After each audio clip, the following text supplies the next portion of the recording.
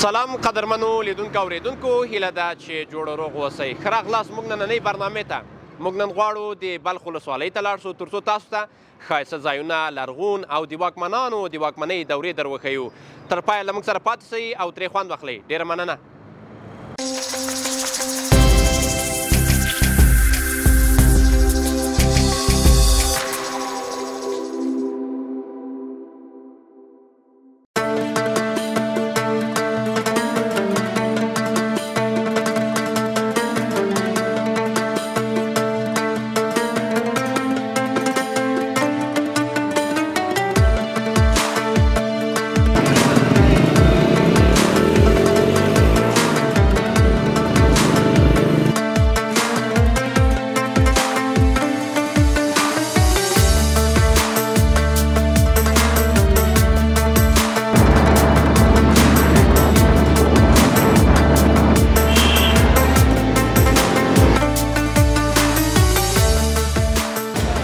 عزیزانو، موږ هم د بلخ ولسوالۍ مرکز ته ورسېدو، چېرته چې ډېر ښکلي ځایونه شته، ډېر ښکلي خلک، ډېر ښکلي دودونه.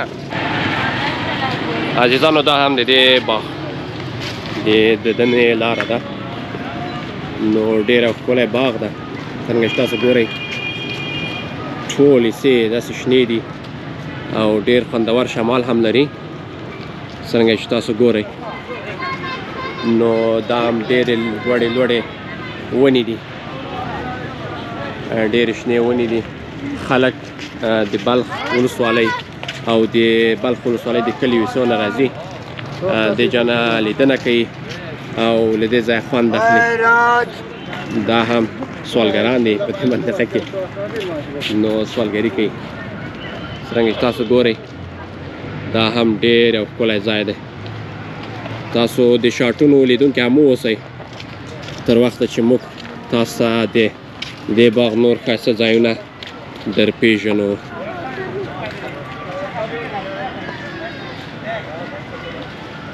ځان دلته هم قبرونه دي. څرنګه چې ګورئ دلته قبرونه خو دا معلوم نه دي چې د چا قبرونه به وي. دلته دا هم د تیږو جوړ قبرونه دي، کانکریټ سوي دي. ځینې شیان دلته نوشته دي. څرنګه چې تاسو ګورئ په عربي خط نوشته دي، نو ډېر زاړه سوي دي. دا به نه معلوم چې د چا قبر به وي دلته. دا چې تاسو ګورئ ډېر یو هنري معماري یې پرې کارولې ده. نو دا ایسې چې تاسو ګورئ دا ایسې کې چاکونه ورکړي دي او دا خطونه یې پاک سوي دي. دلته خطونه لري، دا خطونه یې پاک سوي دي. دلته ډېر لوړ لوړ چنارونه دي داسې په دې باغ کې. د بلخ مرکزي باغ ده، ډېر غټ باغ ده.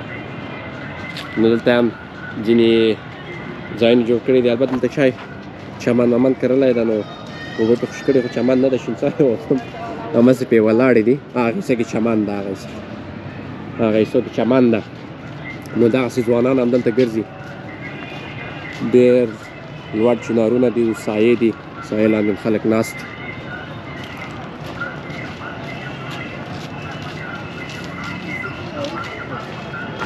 عزیزانو، دا هم چې ګورئ ډېره یو غټه دایره ده او په دې دایرې کې دلته ګلان کرلي دي. ګلان دي او دا ایسې ډېر لوړ لوړ چنارونه دي، نو ډېر لرغوني چنارونه دي. تاسو ته به انشاءالله دلته د خلکو نه مرکې هم در وښیو چې تاسو د دې خبرې هم واورئ د دې ځای په هکله. هماغه ځای چې ګورئ عزیزانو، هغه ځای کې د ماشومانو لپاره داسې ځینې شیان ایښي دي، لکه هغه لرګی چې تاسو وینئ. دوه ماشومان جګې ټوټېږي، نو نږدې به لاړ شو، تاسو ته به یې وښیو. داسې نور خلک هم دلته ناست دي، نو خپل ښې شېبې دلته تېروي او قصې کوي یو بل سره.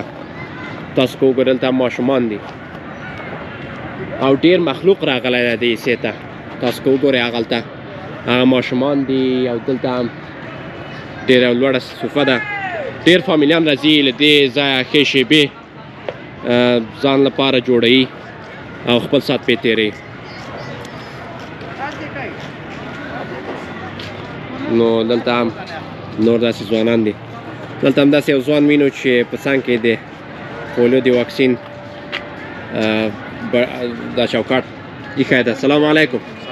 وروره جوړ یې؟ خیریتي ده، په خیر. ژوندی اوسې، جوړ اوسې. وروره کیدای شي موږ ته خپل ځان راوپېژنې چې نوم دې چی ده، د کوم ځای یې؟ فارسی بگو. فارسی بگو مشکل از بلخ هستم، بندر بالایسار. از بلخ هستی، بندر بالایسار. و چه وظیفه اجرا میکنی برادر؟ رضاکار هستم. رضاکار هستی در بخش پولیو؟ بله. خب قدرمن لیدونکو داسې ځوانان هم په افغانستان چې رضاکارانه کار کوي د افغانستان د ماشومانو لپاره چې له پولیو نه وژغوري. کدام ساحات گشتی برادر به خاطر پولیو؟ حالی رفتیم، اونجا رفتیم، حال اندیوال ما ماجد را. اندیوال ماجد را خود اینجا میگردی. بله. دیگه چند طفل امروز واکسین کردی؟ امروز روز غیر حاضرا بود، 30 دانه شد. خب یک 30 دانه شد. اینجا شما لیست میگیرین؟ بله. بازو کسایی که غیر حاضر باشه اونا رو باز امروز روز آخریش هست که قشلاق هست. امروز روز آخرشان است. تشکر برادر. تشکر. عزیزان څنګه مو چې ولیدل دلته داسې د پولیو کسان هم دې خوا خواته ځینو ماشومان واکسینوي. ډېر یو ښکلی ځای ده، ډېر یو تاریخي او ښکلی ځای ده.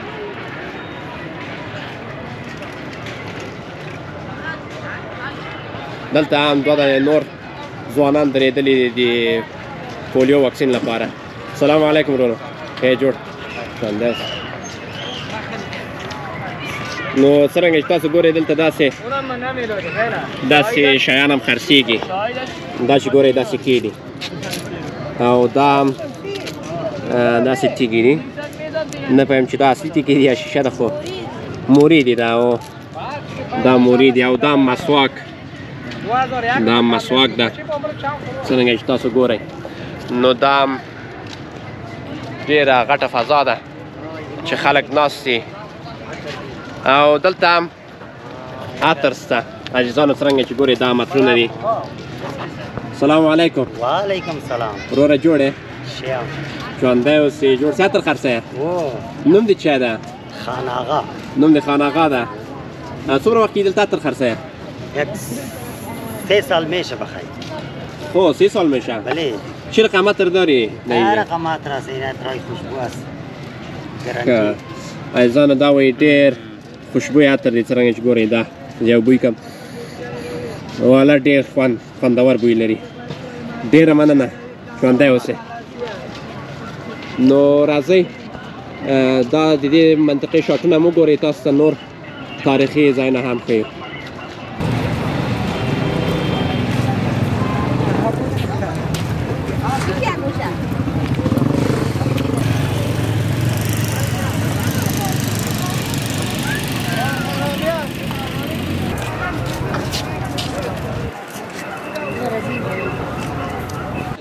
وای زه د اسمان ستورو ستارو سره خبرې کړم، ناس یم شبګیر د چا یادو سره خبرې کړم، زړه او خپې مې راسې کله تا یې څومره لرې کم، بیا هم په دې لاره ستا راتلو سره خبرې کړم. زه پردی مزدور په غرو کې ګرځم، له رمو سره غم دې لیونی کړم، له غویو سره خبرې کړم. تا چې رانه غوښتې او رانجه به درته راوړمه، پرېږدم دوکاندار او له رنجو سره خبرې کړم. لاړ سم قبرستان ته د یو چا قبر ته کښېنمه، پرېږدمه ژوندي خلک او مړو سره خبرې کړم. زه یم دوکاندار دکان کې ناست یم، که اذان واورم پرېږدمه جومات او له پیسو سره خبرې کړم. وای دا ښکلي ښکلي خلک خو بدرنګ خرابوي، نشې چې څوک کوي نشې یې رنګ خرابوي. دنیا کې دې خرابو خلکو مونږ خانه خراب کړو، یو څه مو دنیا کې د چا غم خرابوي. په ترخو شرابو خوږ یار نه هېرېږي، هم ایمان او د خوله خوند خرابوي. بعضې عشق کې داسې لیوني سي، بعضې خو ځان سم خرابوي. شوګیرې کوي لیکي شاعر شعرونه، شوګیرې د شاعر رنګ خرابوي. زه اکبر باچا تسلیم د یار غمو ته، زه سم دم یم ما یو دم خرابوي. والسلام د نازوله مو یو جهان مننه.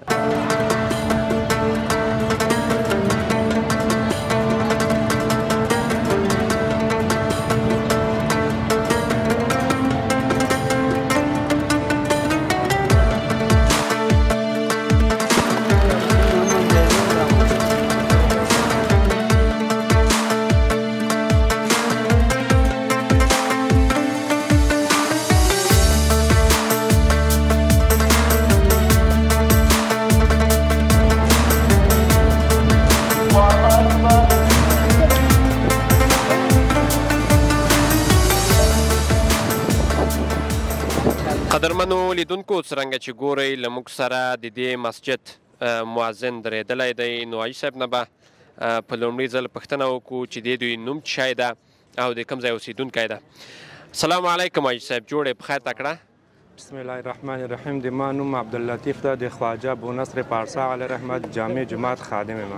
ډېر ښه حاجي صاحب، کیدای سي موږ ته د دې لرغوني مسجد په هکله معلومات راکړئ چې د دې دوی جوړونکی څوک دی او د کوم واکمنۍ په وخت کې دا جوړ شوی؟ د خواجه ابونصر پارسا علیه رحمت مسجد تقریبا 580 کاله قدامت د تاریخي لري او د تیموریانو په دوره کې جوړ شوی ده. خپله خواجه ابونصر پارسا له سمرقند و بخارا نه دلته راغلی و او پلار یې په مدینې منوره کې دفن ده. پلار یې خواجه محمد پارسا نومیږي، دا خپله خواجه حافظ الدین، خواجه برهان الدین او خواجه نصر الدین باندې ملقب شوی ده او خپله خواجه ابونصر پارسا پیر د طریقت د نقشبندیه و او دلته خپل هم دفن ده. 2 دانې زامن هم دي او په همغه وخت کې چې کوم علما وفات شوي دي ټول هم دلته ورته په همدغه مقبره کې شته دي. ډېر ښه حاجي صاحب، د دغې معمارۍ په هکله موږ ته معلومات راکړئ چې په دې کې کوم مواد کار شوي دي، څنګه دا کاشانې د همغه زمان کاشانې دي یا دا نوی په دغه 100 کالو کې یا 80 کالو کې بیا رغول شوی ده یا نه؟ دا مسجد چې ده په خپله خواجه ابونصر پارسا چې وفات کېږي تقریبا 1 کال یا 2 کاله بعد یو شخص په نوم د میر فرید د ارغون، هغه زمیندار د منطقې و، نو دا مسجد جوړوي.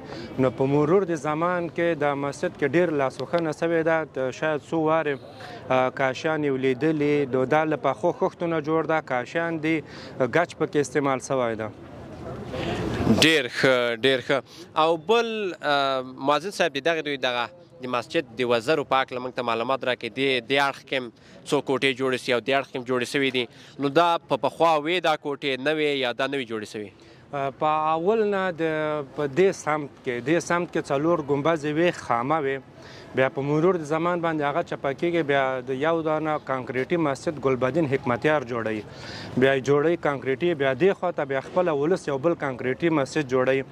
بیا بنیاد د فرهنګي آغاخان بنسټ چې بلخ ته راځي، بیا دا 2 مسجدونه په همدغه شکل باندې سي. دا یو مسجد بیرته په هغه اصلي شکل باندې جوړ کړل، په پخو خښتونه چې اول نه په خامه خښتو باندې و، او دې خوا مسجد بیا یو نوی شکل په 9 ګنبزو باندې جوړ کړو.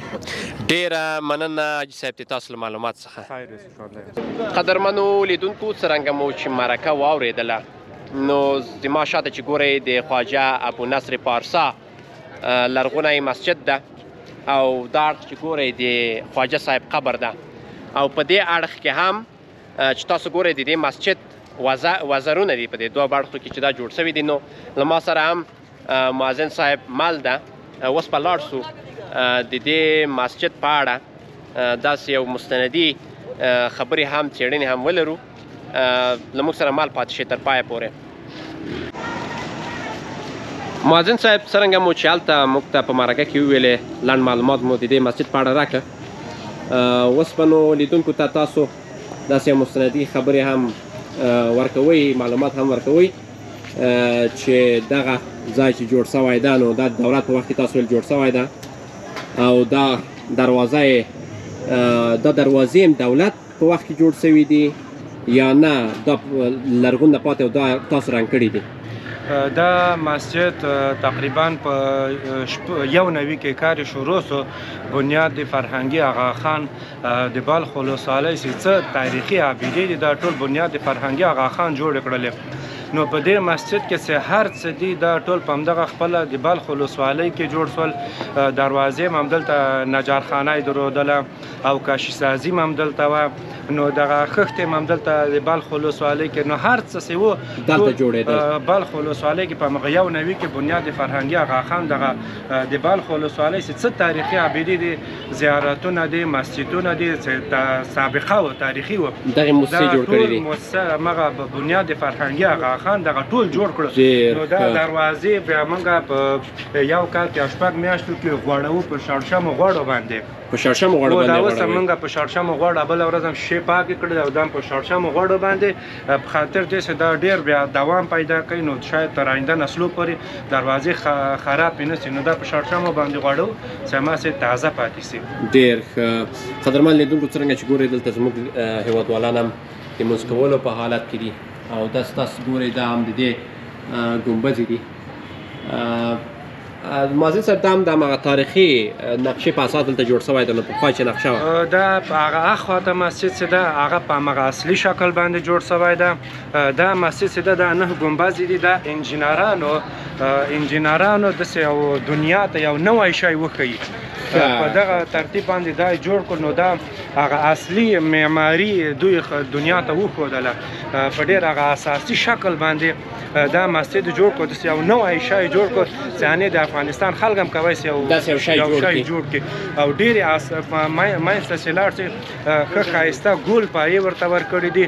نو نقاشیانې دغه هر شی ډېر داسې په اساسي شکل بین المللي شکل باندې دا مسجد جوړ کړ. عزیزان دا چې ګورئ دغه مسجد مابین چې ده دا لرغونی مسجد نه نو خواته په دغه وخت دولت کې دا جوړ کړی ده. موسسو دې ته انکشاف ورکړی ده وده یې ورکړې ده. نو دا مسجد چې تاسو ګورئ دا مسجد لرغونی مسجد ده د خواجه پارسا په وخت کې جوړ شوی ده. نو دا هم چې تاسو ګورئ دا مواد ډېر قوي مواد دي. نو ویل کېږي چې دا مواد مازن صاحب دا مواد تاسو ویلې د سپینې د هګیو ده؟ نه هسې څه خبر نشته ده. دا شاید هېڅ چاته معلومات نشته ده. دا تقریبا له نن نه 40 کاله یا 50 کاله وړاندې داود خان په وخت کې دا پاس مسجد چې ده که نه دا مسجد چې ده 3 منزله ده. یوه یې چلخانه ده خپله خواجه ابونصر پارسا چې و پیر د طریقت نقشبندي و. بیا دلته د دوی خانقاه وه بیا دا چې وفات کېږي بیا یو شخص په نوم د میرفرید یرغون بیا دا مسجد جوړوي. نو یوه یې لاندې چلخانه و چې خلک به عبادت ته کېناستل. یو منځ جومات ده یو بیا د دې ګنبزې په سر باندې یو بل استحکامي ګنبزه ده هغه بیا د دې په سر باندې ده. نو دا 3 طبقې ده دا مسجد. دا مسجد 3 طبقې ده او دغه مواد چې دلته کار شوي دي دا ګچ دي. دا ټول ګچ ده او شاید دې سره که مواد کار شوي همغه 40-50 کاله مخکې نو اوس څوک نشي ویلی چې دا شی اوس سړی پکې دروغجن کېږي. او دا کاشیانې او کاشیانې په شام سابقه کې په داسې ده چې په مرور د زمان کې دا مسجد شاید په ضربې لیدلي که نه جنګونه ډېر تېر سول. نو په هر حکمرانۍ کې شاید پکې لاس ورکړل سوی و. د خپله مسجد هغه هډوکی چې د هغې ته لاس نه ده هغه اصلي ده. نو کوم کاشیانې چې د مخ دي دا شاید په مرور د زمان توی سوي او بیا یې جوړ کړي. نو دغه خطونه چې دغلته دي دا هلته لاندې چې دا د الملک لله نوشته ده او هغه بل چې دا قل کل یعمل علی شاکلته دا په 4 آیات د قرآن کریمونه دي. دا شاید په 15مه یا 14مه سپاره کې آیات د قرآن شریف د قل کل یعمل علی شاکلته نو دا دلته لیکل شوي دي. دا دلته لیکل شوي. مازن صاحب راځئ لاړ شو د خواجه صاحب د قبر په هکله موږ ته معلومات راکړئ. نو دلته ډېر قبرونه دي عزیزانو څرنګه چې ګورئ دا هم ډېر قبرونه دي دلته. کوم یو مازن صاحب د خواجه صاحب پارسا قبر ده؟ دې کې خو سړی غاړه بندېږي چې وایي دا فلانی قبر ده په خاطر دې چې په پوره معلومات بلخ ولسوالۍ کې هېڅ چاته نشته دي او خپله خواجه ابونصر پارسا دلته دفن ده. 2 دانې زامنې دي او په همغه وخت کې چې کوم علما یا د دوی اولاده و هغوی ټول دغلته 11-12 دانې قبرونه دي. دا ټول د همغه 580 کاله مخکې چې کوم خلک وفات شوي دي دا د دوی مقبره ده. او دا دوی خپله له سمرقند و بخارا نه دلته راغلي وو او سلسله د هغه نقشبندیت چې وه دوی ته په میراث باندې له سابق نه دوی ته رسېدلې ده. دوره د پاتې وه او دوی خپله په طریقه د نقشبندیه کې بیا ځان ته یوه فرقه درودله پارسایه یې ورته ویلې. پارسایه و په همغه لپاره دوی ته خواجه پلار هم خواجه محمد پارسا ده. د خپله خواجه حافظ الدین خواجه نصرالدین خواجه برهان الدین او خواجه ابونصر پارسا باندې ملقب شوی ده. ډېر ښه مازن صاحب دغه تیږې چې دلته کار شوي دی ډېر ښه شکل هغه ورته ورکول شوی دا ډېر د پخوا دي. دا همغه 580 کاله مخکې تیږې دي چې په هغه وخت کې دا باغ چې و دا ټول هدیره وه. د نن 90 کاله مخکې چې کوم د بلخ حکمرانو دا هدیره ورانوي بیا دا باغ جوړوي. ښه دا ټول باغ چې تاسو دغه باغ و دا تقریبا 20 جریبه ده. دا 20 جریبه باغ دا وزیر محمد ګل خان په وخت کې د بلخ د قلعه منځ کې دا نقشه وزیر محمد ګل خان په وخت کې اچول شوې ده 8 سرکونه ورکړي دي. نو مخکې له دې نه بیا دا بلخ چې و دروازې درودلې، هره دروازې ځان ته نوم درلوده. یوه دروازه یې نوبهار بلخ وه، یوه یې د هندوانو دروازه وه او دې خواته بیا د یهودیانو دروازه وه. کدوخانې دروازه ته یهودیان اوسېدل، زردشتیان، بودایان، ډېر ادیان ول دلته اوسېدل. دلته چې تقریبا 6,000 کاله قدامت د تاریخي لري بلخ ولسوالۍ.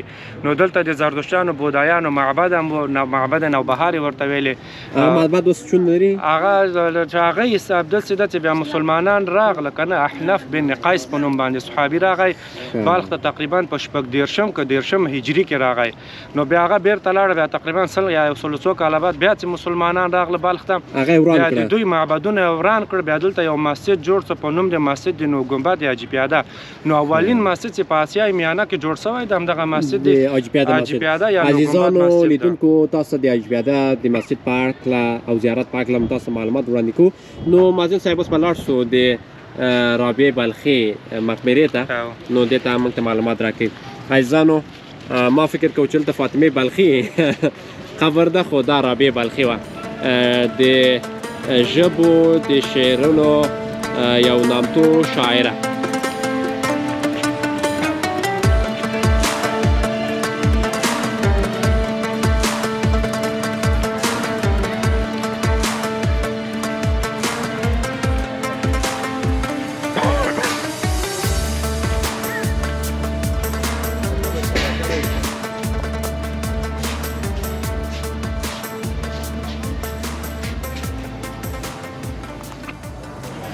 دا شعر دی ډالۍ وي د عاشقانو دپاره.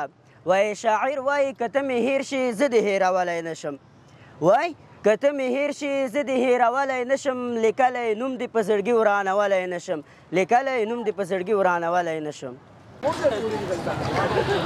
وایي صاحب خو خپل بیک لاس کې دفتر ته نه وړي، مونږ دریم چت ته په لوږولو خښته، لکه څوک چې باچا وغورځوي له تخته.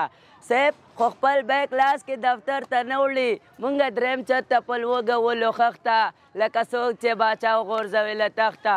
مور مې خپلې جامې خرڅې کړې ډوډۍ ته، مور مې خپلې جامې خرڅې کړې ډوډۍ ته، چیرته تېره لکړه په باسخته، لکه څوک چې باچا وغورځوي له تخته. بسم الله الرحمن الرحیم. وایي د نړۍ خلک مغزه وخوري کارپوهان ترې جوړ کړي، د نړۍ خلک مغزه وخوري کارپوهان ترې جوړ شي، ځمکه ونیسي پورته تر اسمان ترې جوړ شي، زموږ ځوانان چې رازلمي شي ټوپک واخلي سم د لاسه قمندان ترې جوړ شي. وایي اومه لیونی خو دومره نه ومه، زه د نن نه مخکې څومره ښه ومه، او ما ته به هر چا خواږه خواږه کتل، زه د هر یو ښکلي لکه زړه ومه، او ته چې څنګه یې هغسې پاتې یې، زه چې څنګه ومه داسې نه یمه، او زه چې څنګه ومه داسې نه یمه. عزیزانو دا چې ګورئ دا د رابعې بلخي مقبره ده، نو دا هم د موسسې لخوا جوړه شوې ده. مازن صاحب هم راسره ده، نو د دې په هکله موږ ته معلومات راکوي، لنډ معلومات. مازن صاحب څرنګه چې ګورو دا هم د رابعې بلخي مقبره ده، نو یو نامتو شاعره وه، د دې په هکله موږ ته معلومات راکوي چې دا څومره وخت کېږي دا جوړ شوی ده، دا ځایونه چې جوړ کړي دي، دا موسسې جوړ کړي دي په پخوا ول. رابعه بلخي چې ده د مادر شعر فارسي ورته وایي، دا خپله د کعب قصداري لور ده، او پلار یې له عربای بادیانشین ورته وایي، له عربستان نه دلته راغلی و، ورور یې حارث نومیږي، او هغه کم هلک باندې چې دا میینه سوی هغه بکتاش نومیږي. د دې تقریبا 1050-1060 کاله د وفات کېږي. نو دلته د دې پلار د بلخ، بست و قندهار د دې ځای امیر تیر شوی ده، سیستانه پورې.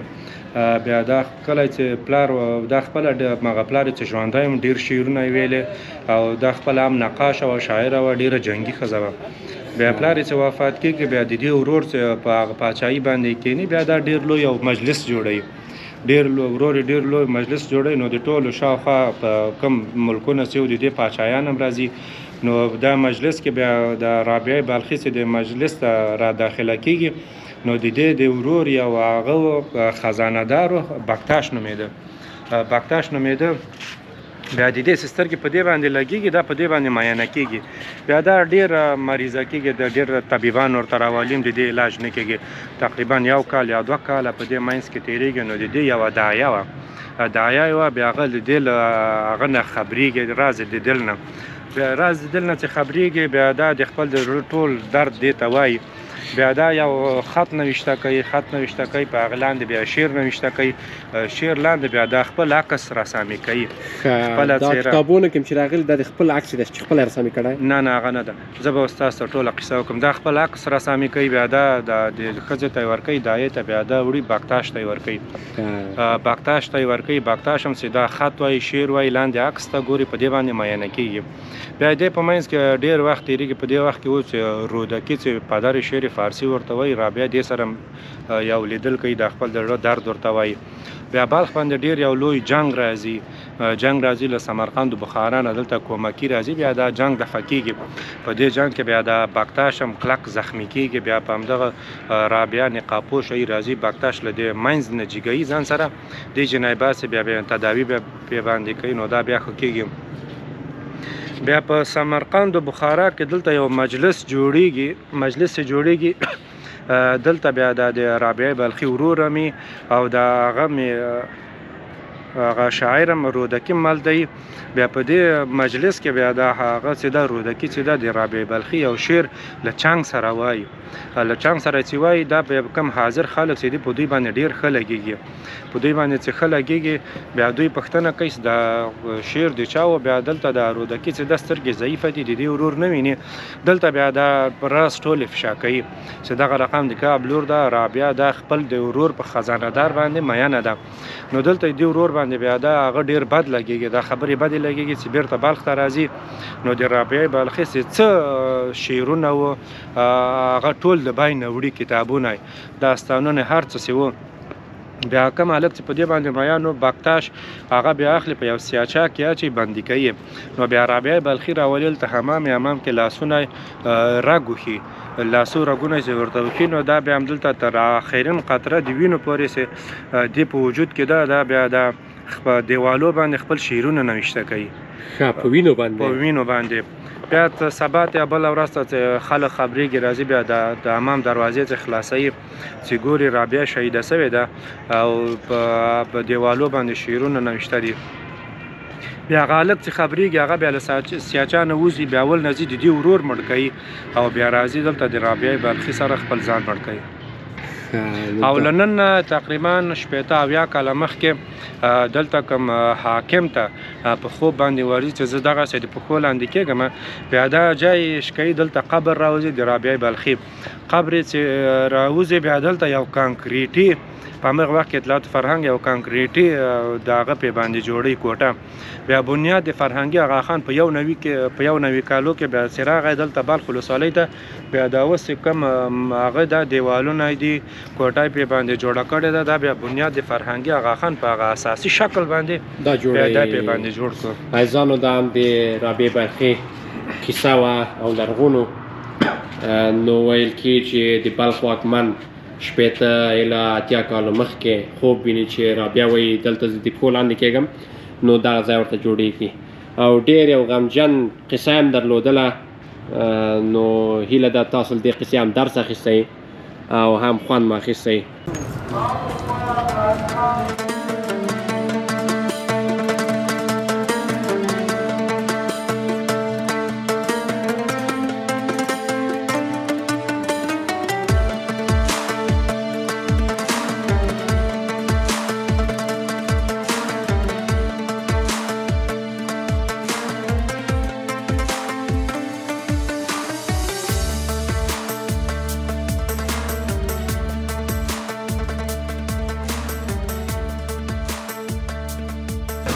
قدرمنو لیدونکو څرنګه مو چې ولیدل موږ تاسو ته د بلخ ولسوالۍ د څلور باغ په هکله معلومات وړاندې کړ او د خواجه پارسا د لرغونې کیسې په هکله هم تاسو ځینې معلومات راسره وړل هیله ده زموږ دا ویډیو مو خوښه کړې وي زموږ یوټیوب چینل سبسکرایب کړئ زنګ یې مه ټکوئ ستاسو نیوکې او پیشنهادات زموږ وده لاروین مایک له تاسو سره